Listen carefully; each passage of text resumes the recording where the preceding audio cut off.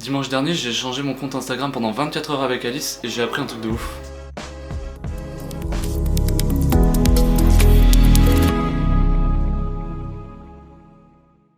Bon, gros, pour un mec, accéder au compte Instagram d'une fille, c'est un peu comme accéder au stand d'un forain. Tu peux voir toutes les arnaques, et franchement, ça c'était grave cool. Déjà, la première chose sur un compte de fille, t'as beaucoup de chiens en DM. Et sur Instagram, t'as un truc où tu peux aller dans les demandes, et c'est pour les gens qui souhaitent discuter avec toi alors qu'ils sont pas abonnés à toi. Sa putain de liste, elle était infinie, mon gars. Elle se finissait pas. Et donc, si t'es un mec en chien, mais un peu élégant, je te conseille de pas commencer par un message genre salut, ça va, parce qu'elle le lira jamais. Ensuite, deuxième différence, c'est la structure de notre compte Instagram qui était pas la même. Alors ça, j'ai compris que c'était parce qu'elle était sous iOS et moi sous Android, donc elle recevait les mises à jour plus rapidement. Why are you crying? Et enfin, troisièmement, au niveau des différences, et là ce sera plutôt dans la consommation de contenu, je sais pas si t'as déjà entendu parler du concept de bulle de filtre. En fait, le principe c'est que en restant sur ton compte à toi, tu t'abonnes à des contenus que t'aimes, à des gens qui sont d'accord avec toi, et donc t'as jamais trop l'habitude d'avoir des avis totalement opposés aux tiens. Et ça, à force de toujours consommer du contenu de gens qui sont toujours d'accord avec toi, ça peut poser problème parce que tu vois pas en fait l'avis opposé au tien. Tu vois jamais l'avis opposé au tien, enfin tu le vois de temps en temps mais c'est pas habituel. Et donc ça peut être problématique.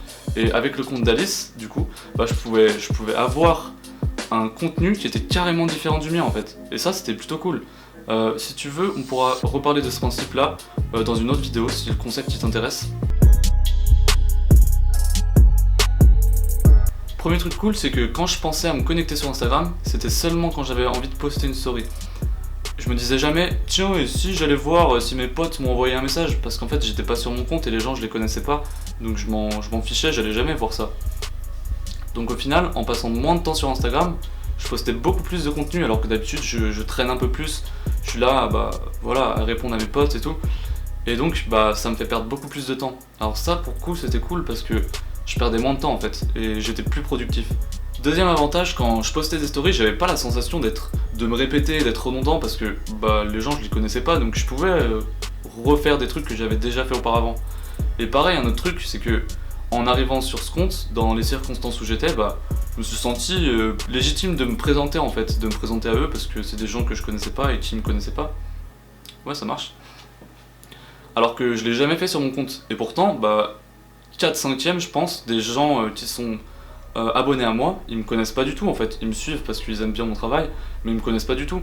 Alors après, ils ont pas besoin de me connaître pour apprécier mon travail, mais moi je trouverais ça cool si ils en savaient un peu plus sur moi au final. Et puis moi pareil, j'aimerais bien en savoir un peu plus sur des gens que je suis parce que j'aime leur travail. D'ailleurs un jour, je pense quand même me présenter et me présenter régulièrement parce qu'il y a toujours des nouvelles personnes qui arrivent.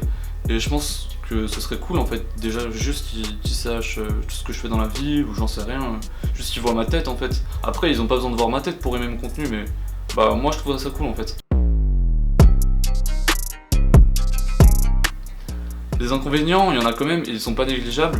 Premièrement, tu parles à des gens que tu connais encore moins que les gens que tu connais pas sur ton Instagram.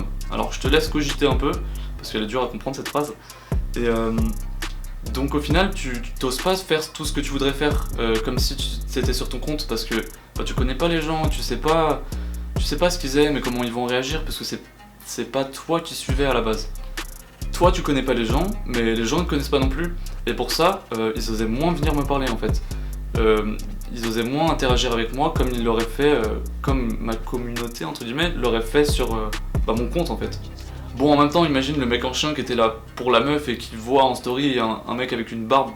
Je comprends qu'il ait le seum en vrai, mais donc c'est peut-être pour ça qu'ils osaient moins parler les gens. Après, je dis pas que toute sa communauté étaient des mecs, je sais pas, et j'ai pas la réponse. Bon, voilà, je t'ai dit tout ce que j'avais à te dire. N'hésite pas à me suivre sur mon Instagram si tu veux suivre mes aventures. Et on se retrouve plus tard pour une nouvelle vidéo, et cette fois-ci, ça parlera de photographie. Bisous matelot.